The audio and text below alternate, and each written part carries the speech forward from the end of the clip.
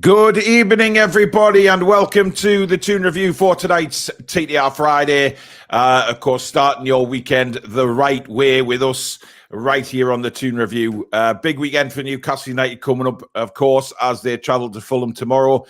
We want you guys to come on a bit later, have a chat with us. Remember, you don't need a camera. You can just use your microphone. Let's start getting some more people on for the fan forum and talking about how you're feeling, of course, ahead of the big game tomorrow, and of course what Eddie had to say this morning in the press conference. But as usual, if you do enjoy the show, please do give it the thumbs up. And if you are new to the channel and you like what you see, come and be part of this wonderful community here on the Toon Review by hitting that subscribe button. Free to do so, but don't forget to hit the notification bell so you never miss an upload or a live show. And of course, you can support the channel in two ways. First is by membership, which is the join button just underneath the three of us, and super chats, which is the live chat or live payment method. It's the $sign underneath the live chat, and that will guarantee your comment to be read out on the show. Good evening, gentlemen. Good evening. Good evening to all those out there in viewerland too. So, Alex, obviously we had the live show this morning responding to what Eddie Howe had to say in his press conference. I don't know whether you managed to catch up on what on the press conference itself. Some very interesting points made, talked about Wilson, Isak, Tonali, of course. Very, very different things. And it seemed to be a lot more football focused in this one. I hope it was. I haven't had the pleasure of listening to it yet. Unfortunately, Shocking. I got home at 6:15 today from work. I've been out since 7:30 this morning, so not had a chance to listen to it yet. I've jumped straight on the show. Well, it sounds positive. If it was more football related, that's a good thing, I guess. It was. People are asking where Lady Sam is. She's not feeling too good today, guys. So she's having a night off. She's very busy with her new job as well. So hopefully she'll be back very soon. Listen, it was. I mean, a couple of reporters tried to trip Eddie up and talk about the civil war, as he spoke to Mitchell, etc., which he just brushed them aside. The main talking point, though, Alex, was Callum Wilson. He is not going to be back. Yeah, well, he'll not be back before the international break again. Eddie said he'll be hopefully back after that. It is his hamstring that is troubling him. Although the back and hamstring are connected, so. But everything's connected. It's your body. Well, yeah, but I mean, it was a bit of a strange one, wasn't it, Billy? Because he asked the reporter asked about Callum Wilson, and Eddie went on to talk about his hamstring. The reporter then turned around and said, "How's his back?" And then Eddie said, "Well, it's part of the same thing. It's part of the same injury." But his body's. There was a post of him on. This was pre-season, though. This was his post on Instagram of him doing sprints against a resistance band. Yeah. Presumably, probably doesn't feel great on your hamstrings. Well, he said he's just they're going along the lines now of making sure that Callum his body is ready. And whether this is Bunce's influence coming in and making sure the players aren't coming back too soon. Maybe he's trying to fix this once and for all. He just said he's still feeling his hamstring a little bit, but I mean it's got to be a worry because this has troubled him for so long now, and we kind of need Callum Wilson back. Whatever we think of him made of glass or whatever, Isak. The Isak one's just bizarre because he didn't go into any detail about the injury. He just said he'd hurt his foot in the Wolves game, so it was a kind of double injury, and that's why he was replaced. So a very, very strange one on Isak. You just got the impression, Billy, that he was just sort of holding something back with Isak. I don't know what it was, but he wouldn't go too much into he just said, we'll see later on today. But a lot of people are saying that they think Isak will play tomorrow, and a lot of the journalists are as well. Yeah, late fitness test. The ball also glimpsed his eyeball. Glanced his eyeball, yeah. Yeah, well, that is a freak injury in itself, isn't it? Yeah. But at the same time, he'd already had someone trod his toe or something, or he stubbed his toe. We don't know what it was, but bizarre injuries either way. The Wilson one, yeah, apparently the back and the hamstring can be connected. Yeah. Too much pressure on the hamstring, favouring your back and things like that. I don't know how it works, but it just seems to be, again, like it was last season. 2 weeks, we'll see him. Then the 2 weeks are finished. Well, he was supposed to be back for the Bournemouth game, Callum Wilson. Yeah, and it's gone on and on and on, and now we're back to the middle of October, aren't we? So, yeah, that's no different from last year. However, what's happening in the background clearly is. Alex, I mean, a lot of people said that Callum Wilson, it may be that the same is happening to Callum that's happened to footballers in the past, where an injury has just caught up with them and they just simply cannot get fit. The demands of the Premier League are so strong. I mean, how long has Callum got left realistically? I'm not saying that his career is over, but this just keeps on rolling, doesn't it? I mean, this is, I think somebody said it's about 5 months now with this injury because he got it way back when. Connor, thank you for your super chat. Asula not having any minutes is criminal, especially now. Well, we'll talk about that. But yeah, it's sad in a way for Callum because I'm sure he wants to be on the pitch. Yeah, this could go one of two ways, and I don't want to breathe life into this kind of idea, but he does kind of colour me as the kind of guy that's going to retire. Not that far into the distant future. I don't want to say that because he's such a good professional, and it wasn't that long ago he was playing at a really good level. It was only literally 2 years ago he was absolutely smashing it for us. But it wouldn't surprise me if, whether he stays with us for another year, 2 years, whatever it may be, it wouldn't surprise me to see a news article in the next couple of years saying that he's hung up his boots because he just can't do it anymore. It's like with just repeated injuries. It's just a nightmare. And it would be very sad. And I really hope that is not the case. I hope that we can, because this is what we've said in previous summers, hopefully we can give him a long break and really just nurse him back to full fitness and get him a full season. We managed it mostly in the season we qualified for the Champions League, which is one of the reasons why we got there. Yeah. I mean, we've said it many times, Billy, haven't we? Callum Wilson, fit and firing, is an asset. There's no doubt about that. But you think now of the length of injuries that he's out for now, the kind of injuries, the age that he's at, you have to start thinking, how long has he actually got left at the very top level? I'm not saying he's done as a footballer, not at all. But at the very top level in the Premier League, the demands on the body are extreme. We know that. And it may be very difficult for Callum to ever get back to full fitness. Yeah, we've got to remember the one season where we did manage to keep him for a prolonged period of time, 15 goals and fourth place in the league. So, his qualities are undoubted. We've also got to remember that maybe 30, 40 years ago, that first injury on his ACL would have finished him. That would have been the end of the game for him. Yeah, with technology and stuff like that, he's been able to get some kind of a career, although we do bemoan the amount of times he's injured. But yeah, hamstrings seems to be the problem. They're made of cheese strings, aren't they, rather than hamstrings? It's just unfortunate. Well, I mean, you look at there's his injury chart there. This back injury is now 63 days and counting. A calf injury, which was 125 days. But you look at that, all those hamstring injuries.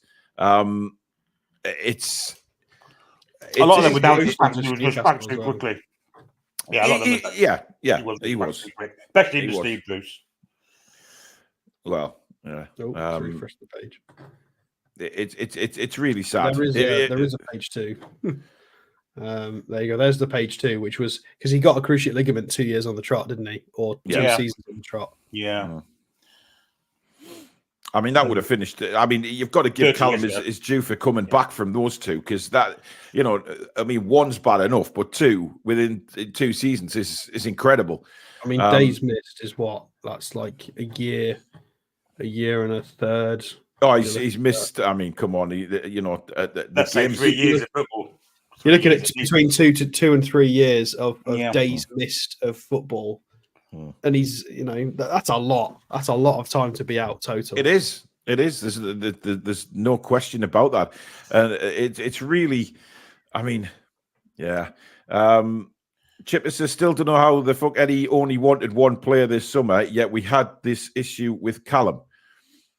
I mean, look, the summer obviously Callum had the operation, so the new. But I think they all expected him to be fit and ready to go earlier than this. I don't think there's any doubt about that. They wanted him back earlier, and they thought he would be back earlier. Maybe that's why they didn't go out and spend millions upon millions on another striker. They brought Asula in for 10 million. We're not sure what's going to happen with him, how much part of he's going to play. I would assume he'll play a big part once he gets going. But the Callum situation is just incredible, really. I mean, I don't think you could write a script for this kind of injury. The dugout, Doug, thank you very much for being a member for an incredible 31 months. Thank you for your support, buddy, and I hope you and the family are well. Evening, Paul, Alex, and Billy. Planning my son's first birthday party next month. I can't believe he's going to be one. It's flown by. 2-1 the Toon tomorrow. Yeah, that's flown by. You're right. I mean, that is incredibly fast. Bloody hell.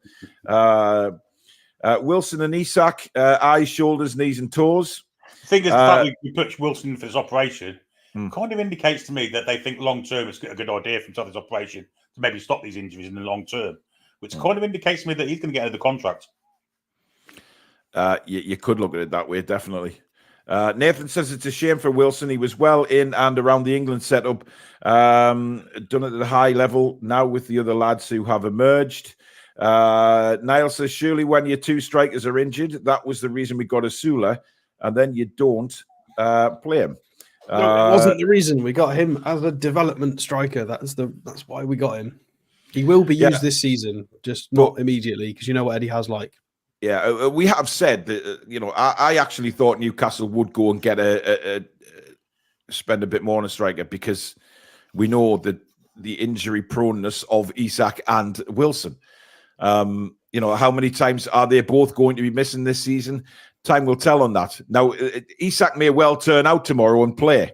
There's a lot of indication that he will, but the problem is with Isak, he hasn't started the season well. And has he had this knock since the start of the season? Are they keeping something back? These are the questions we ask because of what happened last season. And I guess we've got to try and eradicate that from our heads a bit, haven't we? Yeah, I don't think Eddie's managed his minutes particularly well, I've got to be honest. The first few games, he played every minute, didn't he? Yeah. I mean, the last game where he actually had to come off, and that was because of injury. And there's been times in the past 4 or 5 games where we saw last season where he's kind of walked around with no kind of energy in him whatsoever because he's knackered. And we've got a bloke on the bench who can do that running around bit. Yeah, and we had a spare sub on those occasions Billy's talking about, so he had the ability to make that sub for 10 minutes or so, and he didn't do it. So, Davey says, "Stop with the Wilson and Longstaff and Miggy debate. It's getting boring, and all down to King Eddie getting elite manager in." Well, Davey, it's called talking points. We're talking about what Longstaff or Miggy, have we? Well, no, we can if you want us to, but. This is from the three of us saying that Miggy should start the game tomorrow, by the way, Davey. I don't know if you're aware of that, but there you go. Well, I haven't listened to the press conference, but you said to me, Paul, that there was talk about Wilson in the press conference from today, which... That's what we're talking about, yes. Why we're talking about it. It's a talking point. It's a topic. Yeah. JT Toon says, just casting my mind back to that game against Forest at home, the first game of the season, we qualified for the Champions League. Great cheeky little flick. I was in the East Stand for that. That was dirty. That was outstanding. Near post run. I've got to be begging for him to do all game. He was suckering in their centre half to not expect it, and he went and did that flick. Brilliant goal. Yeah, absolutely. Laura says too much sentiment keeping players like Wilson. Hope Mitchell helps replace them all. Well, they will be replaced eventually, but I just think I mean, has Callum deserved a bit of extra time because of the goals he scored for us? Has he deserved that time to try and get fit? Well, I don't know. Is that being too sentimental? Maybe not, because you've got to think of how much it would cost to replace someone that scores 15 goals a season. It's an awful lot of money. Yeah. So is he worth a gamble? I don't know. I think that ship sailed, personally. Well, I think with this operation, they'll give I think he'll get another year at least. I'd rather he just sees out this year and then we reassess. Like what Paul's just said, I think was the tactic a year ago. You know, he's earned his keep. He deserves a chance. He's had that chance, and he's still injured a lot. You can't keep giving him chances indefinitely. No, I agree. We've got to draw a line in the sand somewhere, and it's not Yeah, personal. yeah. We all like Callum Wilson, but at the moment, this is detrimental to Isak because he's not being rotated properly, and he keeps getting niggles and knocks because he's quite a lanky, explosive player anyway, and he keeps getting little groin strains and bits and bobs wrong with him just because of how he plays. We need a bit more rotation, and Wilson's not available. We can't just keep saying that. But then on the flip side, yeah, I agree with Billy. This operation might be on purpose to try and set him for the future. But you know, we've brought in a new director of football to specifically recruit, who's got a real eye for recruitment specifically. Can we not just get a better player who's more available? Big gamble, isn't it? Either way. It's a huge gamble. It really is a huge gamble. Dark by Design says you should do a poll. Should Eddie start? Well, we did last night on the preview, and it was a result. I think it was 89% voted to start him, didn't they? It was quite incredible, that. Wasn't that something else? No. It was to start the Sula. Yeah, it was mad.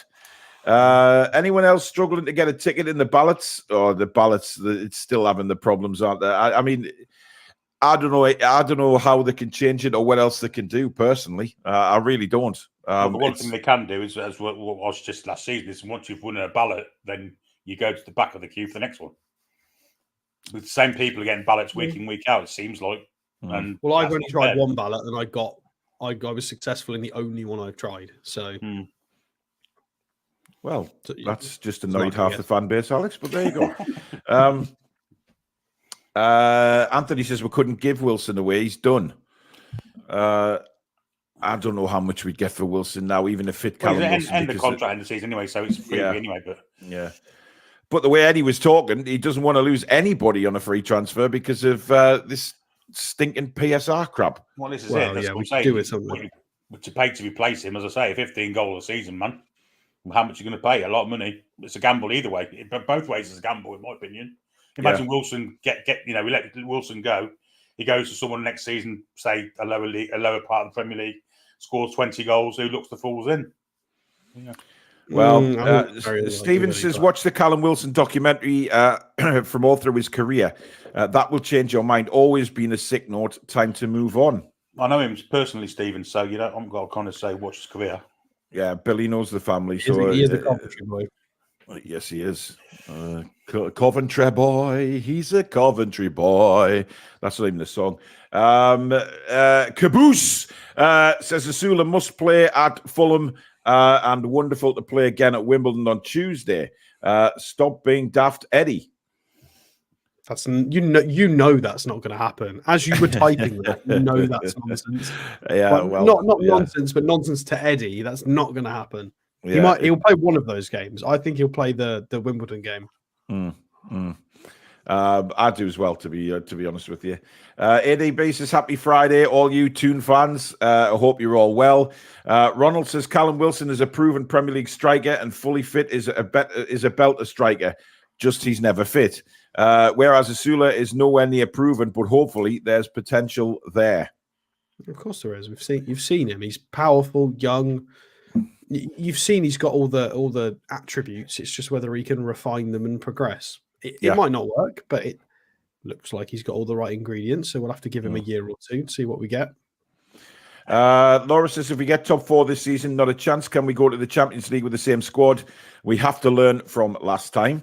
Adnan, how is it that Brighton can sign players like Gruder and we are linked with the unknown Norwegian player rated at 21 million, big money for nothing? Well, how do you know that's big money for nothing, Adnan? You know, we'll scout him. He's wanted by... I mean, this guy is wanted by a lot of clubs in Europe as the next big star. And we have to be on the alert for the next big star, you know, because the few big stars in the past have all gone to different clubs. You know, so we did I think there's a few youngsters, Alex, that we did on transfer shows that we were initially linked to. And obviously we didn't get, but they've turned out to be absolutely fantastic players. most of them are at Brighton, unfortunately. Well, yes. Well, I was trying to gloss over that. Well, we've done a lot of wonder kids. Yeah, but not all of them have worked. Some of them have. But Brighton are allowed to do that because they sold hundreds of millions worth of players. Well, they sold a couple of players that Chelsea decided to value at obscene amounts of money. So yeah, Cucurella for 60, Caicedo for over 100. Someone else, I forget. It's just loads. They just keep selling loads. McAllister went to Liverpool for 50, didn't he? McAllister. So their PSR kind of situation is ridiculous. So they got what? Valentin Barco for 9 million, Minte for 35, Mats Weifer for 30 million. They got Gruda for 30 million, Rutter for 47 million, Matthew O'Reilly for 30 million, Ferdi Kadioglu, who we looked at for Fenerbahce for 30 million. They've basically just gone and they've thrown 25 to 30 million, loads of really, really high potential players. Even if a few of them don't work, it literally doesn't matter. Like, they're all really decent buys. But they've spent the last 3 years building up to that. Like, you don't just get to do that. They've put in the grind with the scouting network and with the taking risks on transfers, and it's just worked for them. So but we're not willing to do that. We're looking at trying to improve our starting 11. We're in a weird situation because we want to do what Brighton are doing, but also improve our starting 11 right now and improve the academy. But we can't. We don't have enough wiggle room to do all of it all at the same time. So we've got to pick a lane because we can't do all of it straight away. Yeah. Kevin M, thank you for being a member for 6 months. Thank you for your support, my friend. Evening, lads. Fab Shaw. Chris Lynch, thank you for your super chat. Put Joe in as a striker if he does not play Asula. We mentioned that last night, but it kind of got... Well, last time I did that was Bournemouth away last year. Yeah, it didn't work. It really didn't work. No. By the way, just a quick hello to my stepdaughter Lily and her friend. They're watching tonight, I believe. So good evening, girls. Evan Ferguson will be another one out the door for big money. Well, he's not really played, has he, for a while? So no, but he was somebody that were we linked with him at one stage? I'm not sure. Yeah. Well, the hat-trick against us kind of catapulted his value, but he hasn't played for a while. Yeah, so I think he had an injury now. Yeah, he has. He's been injured. Yeah. Oh. Right. Let's see who Stato is going to shame this week.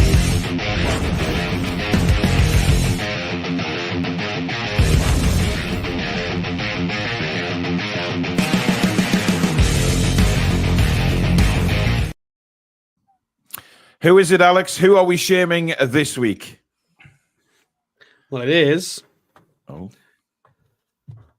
I'm gonna be vague and say the media because I don't want to out Oliver Hopkins, who seems like a nice guy as an Opta analyst. So I'm sure he's a lovely guy. Don't come for him. It's just the general concept of this article that I have a problem with. I did retweet this earlier, so some of you might have already seen it. Yeah. So some of you may remember last year there were many articles about Newcastle having the ball not in play very often, and it was the dark arts. Kieran Trippier and Eddie Howe have learnt from Diego Simeone the dark arts, and they're playing anti-football and they're doing everything in the cheaty version of the game to try and get results. And I'd like to bring your attention to the wording of some of this article. Oliver Hopkins on the numbers that show Arsenal can win ugly. Outstanding defensive record. Raya took 8 minutes off the clock versus Brighton with goal kicks. Longest delay before restarting play. Arteta is embracing his inner Mourinho. Who got hammered for that? It was us. Didn't we get a load of grief for that not very long ago? Yeah, well, we lost the game at Liverpool because of it. Yeah, that's the whole concept. And there is because Arsenal are doing it. It's world class. Yeah. The caption down there is Arteta is becoming a Mourinho Guardiola hybrid. I'm sorry, we're dark arts cheaters, and they're getting exactly the same article with a positive spin on it. I was gobsmacked when I saw this today. And I had got something else planned for Shown by Stato, and I saw this, and I was like, absolutely not a chance. And again, I'm sure Oliver Hopkins hasn't done this maliciously, and he's possibly not aware of last year's stuff surrounding us. But it does go to prove, though, Alex, the difference between an Arsenal and a Newcastle doing it, and the way that Newcastle are viewed in football and circles. We did it and we got absolutely hammered for it. Nick Pope, for his delays in goal kick, absolutely hammered for it. Now Ray's getting credit because he took 8 minutes off the clock against Brighton. Longest delays before restarting play. Wasn't it Arteta who complained about us? Yep, and Ten Hag, they both did. They both did, yeah. In the league for it so far. Average Premier League delays, Arsenal in first. We are like mid-table. But then Arsenal are praised for the performance against Spurs. We play the same, but we get criticised saying Spurs should have won the game. I mean, it is becoming ludicrous. I'm sorry, but Raya had made a double save in the Champions League, and there were articles floating around they were titled, "Is David Raya the best goalkeeper in the world?" Yeah. The articles are just outstanding. The PR this club have got is just because they know they've got a huge social media fan base all around the world. They know that Arsenal is a big fan base, and they can get away with it. They will just get defended. I mean, look, let's be fair. It was a fantastic double save, but that doesn't make him the best goalkeeper in the world. If you look at how many mistakes David Raya makes he's got to cut them out his game before he even gets classed as near to being one of the best goalkeepers. He's a brilliant goalkeeper, but to be that world-class goalkeeper, he has got to, eradicate those mistakes from his game, despite the fact he makes a double save and then suddenly he's the best goalkeeper in the world. It's incredible.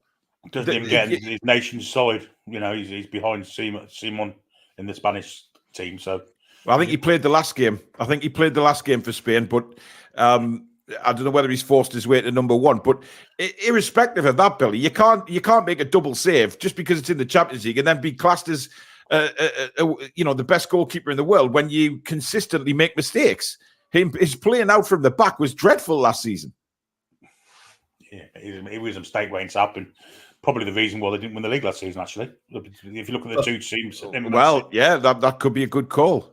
Before we move on from that, this is my call to arms to everyone who isn't in the Northeast. If you're down somewhere else in the country or around the world like I am, and Billy is, if somebody gives you a bit of grief about Newcastle and the way we play, and because they're pushing the media articles that they've read and they've been pushed, bring this up. This is a good point to remember. Screenshot that and keep it for when they start on us again. Dark arts time wasting versus Arteta is becoming the new Guardiola Mourinho with his delaying tactics. The media filming of it is inappropriate and inconsistent, and it's so biased. I couldn't have put that better myself, Alex, to be fair. Right, before we bring anybody on, we may as well get Billy's beef now, because I'm sure Billy has someone to beef at. The link will be up in the description very soon to join us, but it's time for what you've all been waiting for on a Friday, is Billy's beef.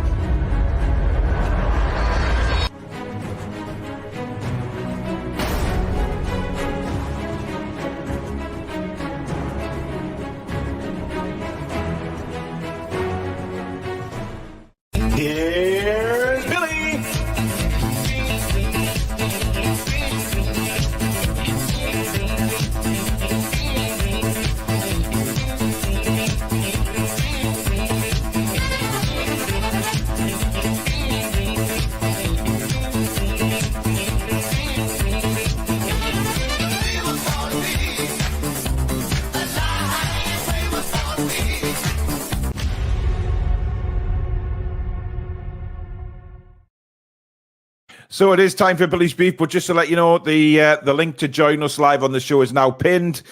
Click on that and come and have a chat with us. Let's get some new people on as well this week. Let us know how you're feeling about Newcastle United. Billy, take it away. Well, it's a nice little segue from what Stato just did, actually. It's more specific about the past 2 rounds of Premier League games. 2 games ago, we played Spurs at home, played a low block, obviously deliberately, and played counter-attack stuff and allowed Spurs lots of possession. And we got pilloried for it, really. I mean, there was no praise for the manager.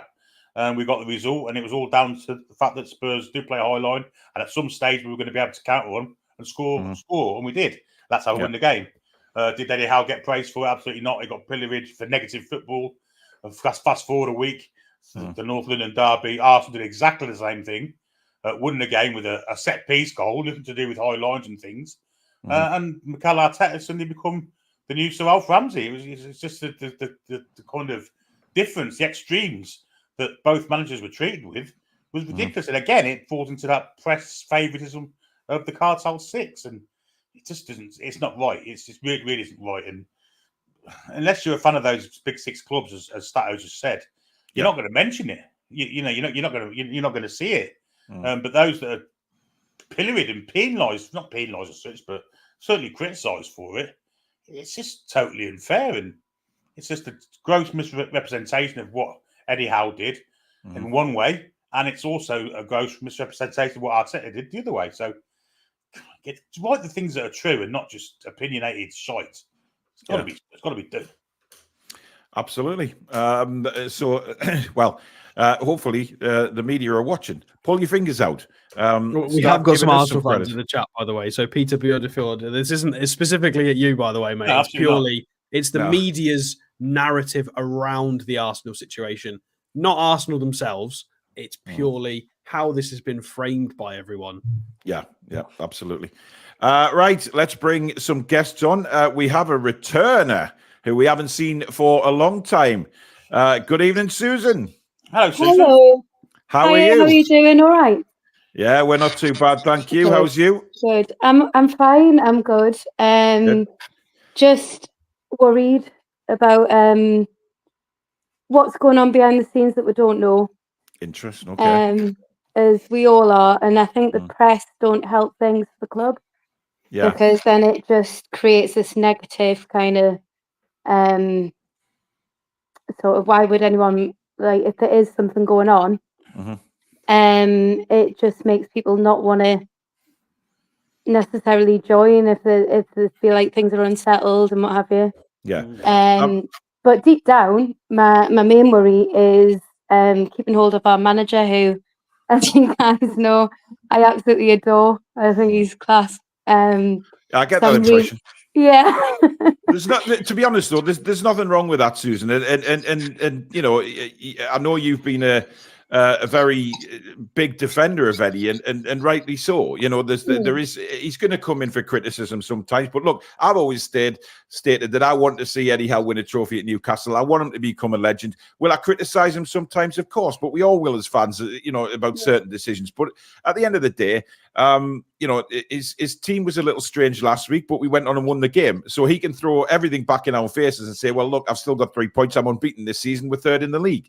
But you mentioned there the stuff going on behind the scenes. Now, Billy was asked this earlier today in his press conference, wasn't he? The press conference was going fine. It was all about football. And then some turdburger throws it in. Mental. Yeah. I think it was Craig Hope again, wasn't it? Well, yeah. And to be fair, he's asking questions that kind of I want to know, but at the same time, I don't want to ask those questions, if that makes sense. So it's a tough one, but basically, my opinion is that he, as a manager, is one of those managers that, you know, the likes of Almiron and Longstaff and players that people have short memories to do with. Like, I'm not saying that I think that Sean Longstaff is going to be as anywhere near as good a player as Sandro Tonali, and I'm not saying that we can't get a better person on the right wing than Miguel Almiron. But what those players have are great characters, great work ethics. And like, if there's a ball going out of play, that a lot of players will just be like, forget that. Mickey'll run to try and get that ball, and you know, I do agree with what you guys are saying about him getting found out in the fact that he's got 1 foot. I totally agree with that, and I totally get that.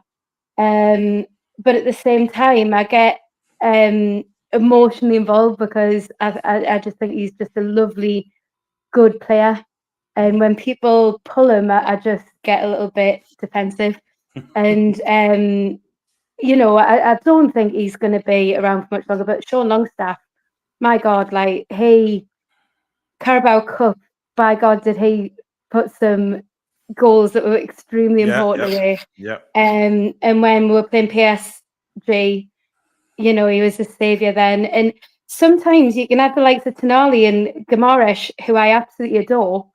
But a bit like food, like you can have all your spicy players, but sometimes you need someone off the ball, intelligent, to make these runs, so that other players are looking at them, and then you pass it to your Isaacs, you know, and that's got to be in the thought process of why he's valued, and he's black and white through and through. Yeah. You know, I mean, look, it's go on, Alex. I'm just thinking there with the spice analogy. It's like, you know, all the good players are the spices, and then you've got Sean Longstaff, the OXO cube, and all the standard Jello. stuff. Yeah. I mean, Billy, it kind of you saw Eddie irked Billy, didn't you, earlier on in the press conference when that question was asked, because he obviously wasn't expecting it. He was going well about football, and then some Hope throws it in again. Just move on. It wasn't just Craig Hope; it was the fellow afterwards. Well, the fellow afterwards was ridiculous. He asked exactly the same question. Yeah. Then Louise pipes in with what? What was it? What was she saying? Louise went too bad this week. She almost, but she asked a question and then she said, "Am I just talking rubbish?" I know. Yes, you're just talking rubbish. A couple of the journalists at the moment are doing the adult journalistic equivalent of, "Are we there yet? Are we there yet? Are we there yet?" They just keep asking the same nonsense every week. But it was almost like she was told to wind her neck in. So, like, she came up with something that she thought was an okay question, and then she was like, "Is that okay?" Probably that's probably the case, because some of the questions she has been asking, I wouldn't have allowed her in, full stop. Yeah, but we don't mind controversial questions, but they need to be about the. They need to actually add value. She was asking private medical questions, which we're never going to get an answer. Yeah, exactly. It's almost like she was. It's I don't get it. But the likes of Gordon as well, I want to talk about my favourite player, who I think is class. He's my favourite player in black and white. And I think it's a difficult one with Barnes and Gordon, because I'm never going to sit here and say I know what should happen, because I don't know.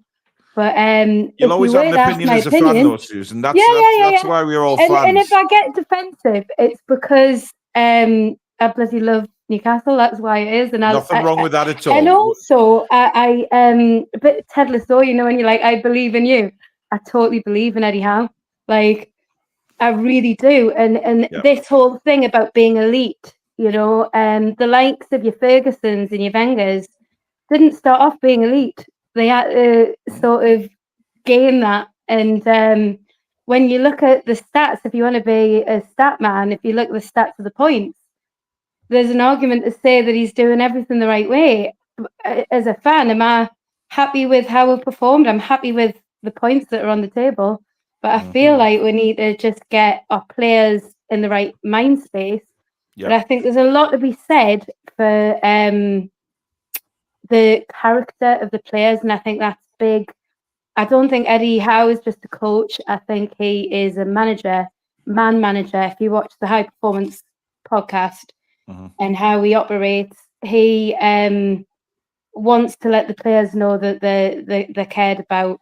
And I genuinely believe if we had a blooming Mourinho, who's the absolute opposite of that, in my opinion, that would be a cancer to me, because like what he did with Luke Shaw, I just hope we can keep hold of him. But I do believe at the same time that he wants to be in control of his own ship. I think at Bournemouth, that's what he had. And who's to say he shouldn't be? But at the other end, with the Saudis, you think, are they going to want that? Are they going to believe in that? Yeah, the problem was at Bournemouth, he was on a little rowboat and he could do it on his own. Now he's on a cruise ship and he's trying to operate everything all at the same time, and it's too big. Yeah. So many analogies kicking around tonight. I mean, that was a great point as well. Sorry. That was a great point by Susan about the stats as well, and she's not wrong. As of right now, points accumulated since Eddie Howe was appointed as manager. He's fourth, isn't he? We are fourth. Yeah, ahead of. It's only by a few points, but we're fourth in But points. marginal games. Eddie Howe joined. Marginal games. So, and even this season alone, if you was to swap Luton for Southampton, well, I think we're 4 points better off already. You know, put it this way, right? When you think of how when he started, right? You're talking about Asula and how he's not playing him and all the rest of it. He's not playing him, in my opinion, because he wants to get him ready. There was a reason that Joe Linton, who's like now 28, but when Howe started, he was about 25, 26 in his prime.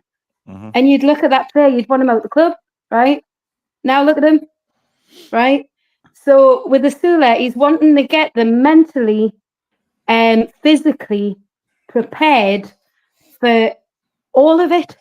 So if he doesn't have to, he's not going to want to put the pressure on. And also with the other end, I think he would play Asula tomorrow, but I think he wants to keep Gordon happy, because Gordon, I think deep down, is like how I feel about Newcastle and how we all feel about Newcastle. I think Gordon feels like that way about Liverpool.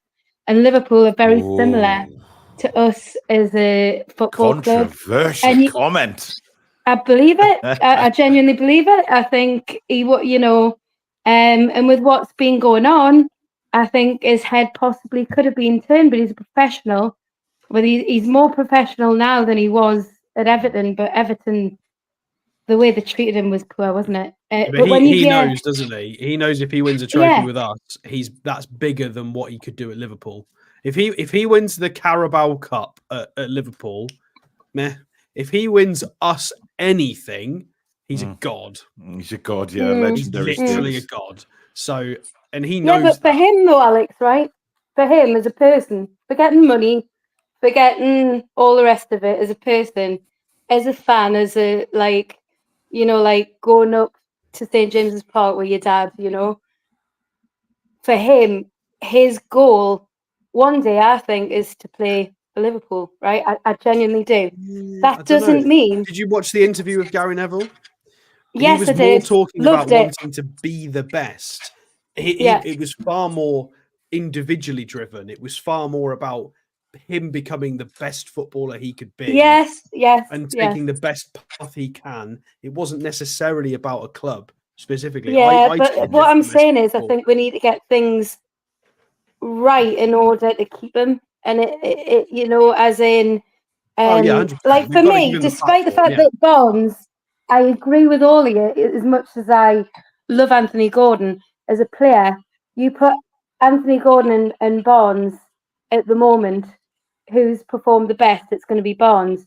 Who do I think is the better player? In my opinion, it's Anthony Gordon all day long. He's had a lot to deal with. Barnes is, Case Ball's put a super chat in saying that Barnes' stats over 3 seasons blow Gordon's away.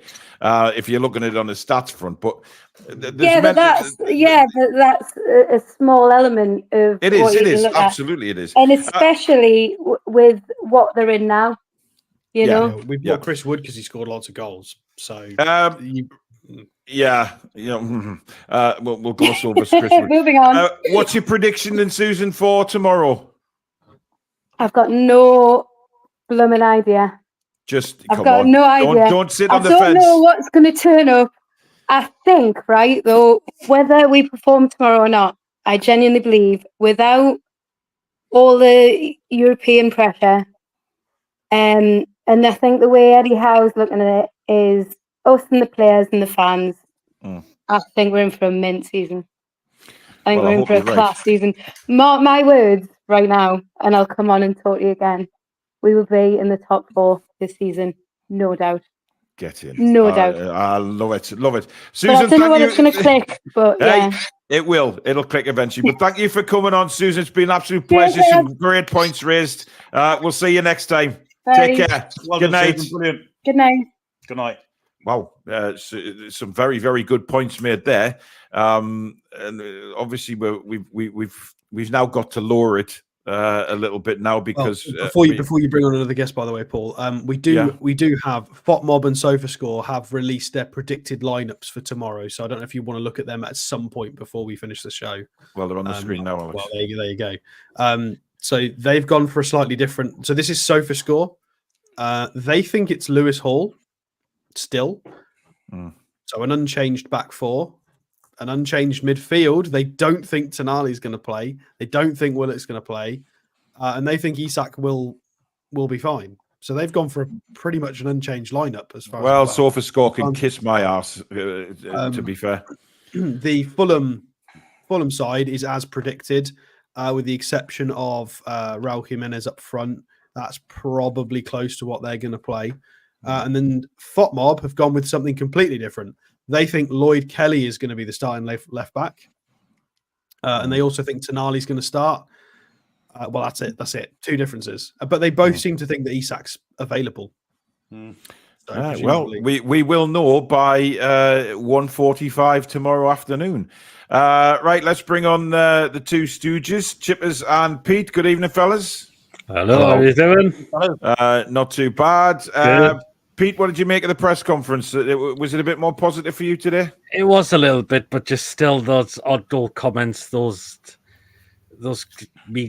Craig Hope in particular, just trying to put us down every time now. I'm getting fed up with the guy now. I really am.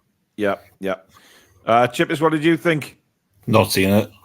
Unfortunately, I've been I didn't see it. I'll just finish work at 4 o'clock, so I haven't seen it. Right, 4 o'clock. It's now 10 to 8. I mean, what have you been doing? Well, I'm not going to ask what you've been doing. I've been working from home, and I'm not going down that route. Exactly, Pete. It's called dedication. Yeah, and it's called revision, something that Alex hasn't even done for the show tonight because he always claims the fact that I only came in for. You can go on Twitter, look at the Newcastle United page, and actually see some of the comments that Eddie's made to at least give you an idea of what was said. Just giving you two some advice for next time. After last week's conference, I'm I didn't really talk too much about football, but I've heard they did talk about football in this one, which is rare. So yeah, they did until Hope he piped up with his Mr. Doom and Gloom. Yeah, I mean he may as well wear black cloak in those press conferences. He's only called Dr. Doom, mightn't you, or Spider-Man, or whatever. Well, it seems to be that way. It's crazy. But how are you feeling ahead of tomorrow, Chippers? Are you thinking 3 points again? Oh, aye. Damn right, I'm thinking 3 points. The phone don't scare us. I don't see why we can't go there and do a job. And, I mean, so off the performances aren't there. Yeah, we all want better performances, but if you're winning, we had years of playing crap and getting beaten and taking it up the arse and being absolutely shit and getting laughed at. And now we're having a bit of laugh back. We're not playing well. Man U did it all season last season and they still won something and they still got Europe because of it. So, because it's us, everyone thinks it's all, Newcastle United and Pete, I know you've got to go and get a show prepared for your football show tonight. What's your prediction for tomorrow, buddy? 2-0 win for me. I think we can get another 3 points. We've got a good record down there. Yeah. As of late as well. And hopefully some changes are ringing. As I mentioned, I want to see Trippier in. I want to see Tonali in. And I want to see Willock in as well for me as well. And Barnes starting as well. So you dressed Joe Linton, yeah? I win for this. It's just he's losing his head and his performances are starting. He's going to get himself sent off if he's not careful. That's the concern for me. Well, I've just read a report actually. People yellows already, isn't he? Yeah, I was just going to say that. I've read a report that him and Dan Burn are close to suspensions already. It's mental that. But anyway, thanks for coming on, Pete. Peter's got his show at 8 o'clock straight after this one, of course. PD's football show. Lots of ridiculous stuff goes on that show, which I'm sending Billy a photo after this show, which he's going to show on Peter's show later on. Oh, God, which I'm we brilliant. did show it last night on the show, but I'm sure Billy has a Oh, different way. right. I think I know what it is now. Is it? Yeah, I'm forgot sure to Billy say has it. a different way of presenting it. So you know, Oh, but thanks for coming on, Pete. We'll see you next time. no problem. See you, See you Pete. guys. And Chippers, just before you go, and we've got Steve coming on. What's your prediction for tomorrow? I think we'll win 3-1. 3-1, yeah. Yeah, we're not playing well, but we've got momentum by winning games of football, so we'll go for 3-1. Nice one. Right, thanks for coming on, matey. And I hope the score prediction is right, because we could do with a big win and a good performance. But we'll see you next time, bud. Yeah, well, see you. Nice. Good night, mate. So that was Chippers, and we got Steve. Good evening. Oh, Steve. Hey, Paul. Hi, Billy. How are you doing? Yeah. Good, yeah. It's a rare chance for me to get on since you moved this to Fridays, because I'm normally at home with my wife and kids and things, and can't come on YouTube. But I'm down here for the match. Been down here all week with work. All right. So you're going to the game tomorrow, yeah? I am, yeah. And late night tomorrow night, driving back. So what have you thought? What's your feelings on everything Newcastle United at the minute? Do you? Eddie says everything's unified, but you know Susan was on before, and she still thinks that there's something not quite right behind the scenes. I mean, where do you stand on it all?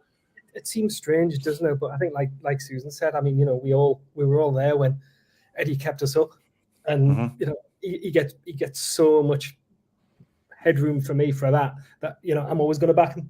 To be honest, I mean, you know, if we were down fighting against relegation and playing badly and losing, you know, 10 to 15 games into the season and staring down the barrel, you know, I might change. But right now, you know, I'm going to have to trust him. I mean, you know, like you guys, I will be starting our strongest team tomorrow. But if he leaves Barnes and Tonali on the bench and they come on and score in the last 30 minutes and we win, you know. I mean, would you? It's puzzling there, because Eddie mentioned there that the midfield, you know, in his press conference this morning, that the midfield, the battle for places now in that starting 11 is incredible now. And he mentioned, you know, that he was asked about Sean Longstaff, and he said that he doesn't really like talking about individual players, but Sean is aware that obviously, you know, the battle for places is there, which led me to sort of indicate that maybe that Tonali is going to start the game tomorrow. He has to surely play his best team, his best available team in the Premier League. But then you've also got, he also mentioned that despite the fact that we still play 4-3-3, he does tinker the tactics to, you know, to go against different opposition. Yeah, and it's funny because, you know, I have my opinions about which players should play, and I would start Tonali over Longstaff, definitely. But, yeah, well, you know what it's like when you're at the matches. You can't get on the phone until like an hour after the game. And, you know, I was at Forest, and Tonali started, and he was brilliant. And then I was at Wolves, and, you know, when I came out of the game and saw everybody, you know, was Longstaff got 1.5 on the BBC, which is just people review bombing, you know. And, Yeah, good is. I mean, Joelinton. Well, I'll give him a 2, so but we'll gloss over that. Well, I think I ended up with a 4 as well. But Joelinton was brilliant for the first 15 or 20 minutes. Yeah, he faded out, didn't he? And then he was terrible. Yeah. And to be honest, in the first half, I thought Longstaff was better than Bruno. I mean, you know, watching it when you're watching it live, Bruno was just awful. He was good in the second half, but. Well, I said this in the review of the show, well, the review of the match, that I think everybody scapegoated Longstaff in that game specifically. He wasn't that bad. And that's it. I mean, I've got Joelinton on the back of my shirt this season for the first time I've had a number on a shirt since the Black Shield one. But, you know, I would rest him tomorrow. I would start Willock and Tonali and Bruno, personally. I mean, that's certainly the way things stand for me. That is our most powerful 3 for midfield to move forward. Willock start, and he's filling that gap in between the midfield and yeah, but there's nothing wrong, Steve, with what he did. You know, doing the same as what he did at Wolves. You know, this time start Willock and maybe give him an hour, and then you've got Joelinton to come on, who can give us 20 odd half an hour at full pelt. You know, it just may be that Joelinton just needs to be rotated, just taking out the firing line for a little while. Yeah, I think so. I mean, what's happening for me is, and I don't know how much of it you see on TV, and obviously I don't get the chance to listen to your commentary because I'm at the matches. Well, you could watch the rerun though, Steve. Well, to be honest, living through that Wolves match once was bad enough. Well, that's a good point. Yeah, I mean, there is some Newcastle games that we could. I watched the last 15 minutes again. But We're just bloody knackered after the commentaries lately. I mean, it's exhausting. So there's a weird one from Niall here. Niall's saying that Willock is best as an impact, but he scored in 18 seconds against Forest from the start. Yeah, he did. What? Yeah, and we looked very, very good, and then Willock got injured, and then it all went to pot. Yeah. So, he's got a lot to his game. And like I say, give him an hour. And then you've got Joe Linton in reserve to come on. You've also got Longstaff if he plays Tonali. So we do have options there now, Steve, in the middle. Yeah, exactly. And the point I was going to make is Joe Linton's getting targeted now. I think quite deliberately. Many little trips and niggly fouls, and he loses his head and reacts. He was getting kicked all over the place against Wolves. One time he retaliates, and he did retaliate. It was obvious, and he got a yellow card. I mean, I have a theory. Whenever, and I you guys know, I've been banning this theory around for the last 3 years about Joe Linton. If he ever plays against other Portuguese speakers, he can't handle it because he can understand them and they can wind him up. It's every time he plays against Portuguese speakers, he loses his head. It was ever since he got sent off against Benfica in that friendly, I've noticed it. And it seems to be every time we play Wolves or somebody with a Portuguese speaking player somewhere. I don't pay that much attention to who plays for other teams, to be honest, Alex. So I wouldn't notice that. He's right, though. I mean, they're the Brazilians. He does get. I mean, the thing is with Joe Linton, he's very. I was going to say easily wound up, but then again, when you get he's emotional. He is emotional. He's very passionate, but you can understand that when he's been battered into for 20 minutes and getting nothing off the referee, and then as soon as he retaliates once after about 8 fouls on him, he gets booked. So I don't know. He's hungry for success. He's passionate. He's motivated, but we have options to rotate now, and I think that would be good just to pull him out. The best bits of the season this year is the first 20 minutes against Forest, last half hour against Wolves, 2 common denominators, Tonali and Willock. No doubt about it, my God. So what are you going for then, Steve? What's your prediction for tomorrow? I think we'll win. I think it's going to be very nervy. Like that's been the last couple of times I've been down to Fulham. We've won, but it's been nervy. I'm going to go for 2-1 to us. Oh, not another 2-1. You know what it is? I don't think my heart can take these games, man. It's unbelievable. No, well, I said I was there earlier in the season when Dan Burn scored and then it got ruled out. I nearly passed out. I was celebrating so hard and then it got ruled out and then Bruno scored. So I think it's going to be another game like that. I think we'll win. I think I hate to say it, I think we'll start well. I think we'll have a poor spell in the middle and I think we'll finish strong. So the usual. I'm looking forward to it. I like going to Fulham. I've always enjoyed it. We've done well there recently, haven't we? So, yeah. Fingers crossed. Steve, thank you very much for coming on, mate. Enjoy the game tomorrow and safe trip home. Bye-bye. Take care, mate. Good night. So there you go. That was Steve.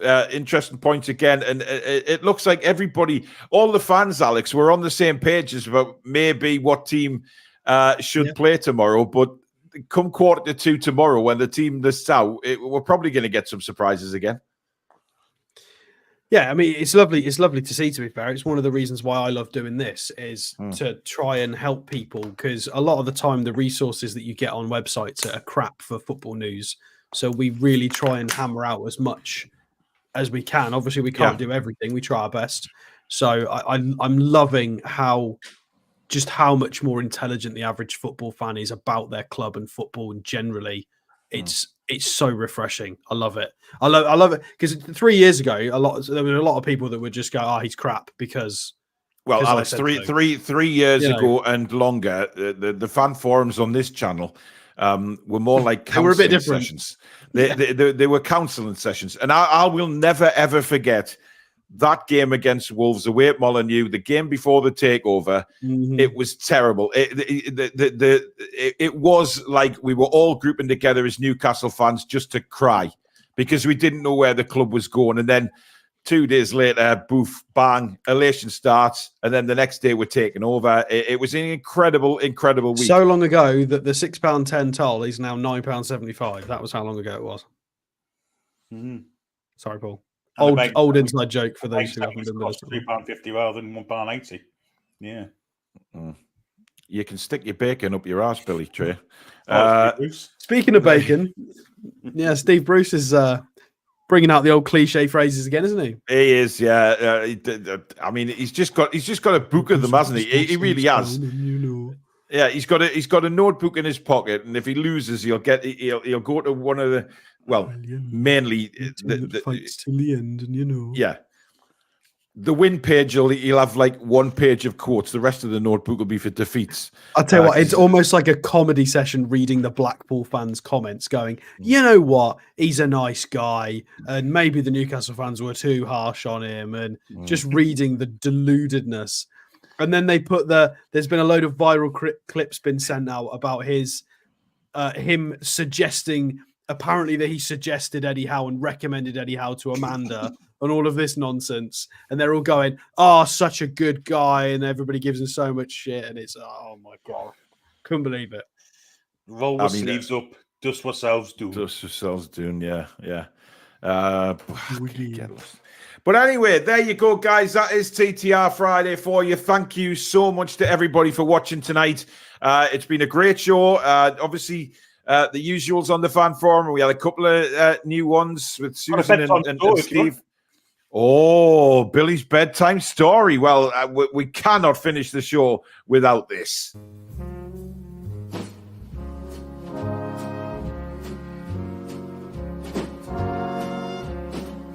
It's that time in the TTR show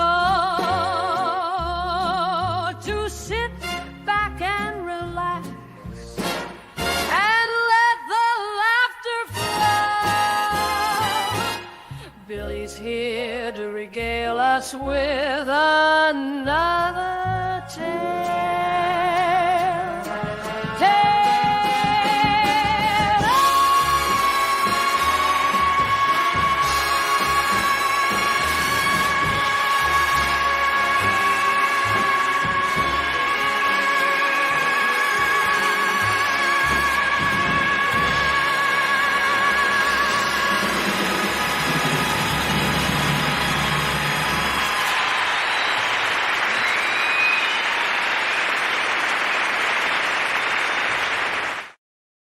And yes, for those asking in the chat, that is Sam's head.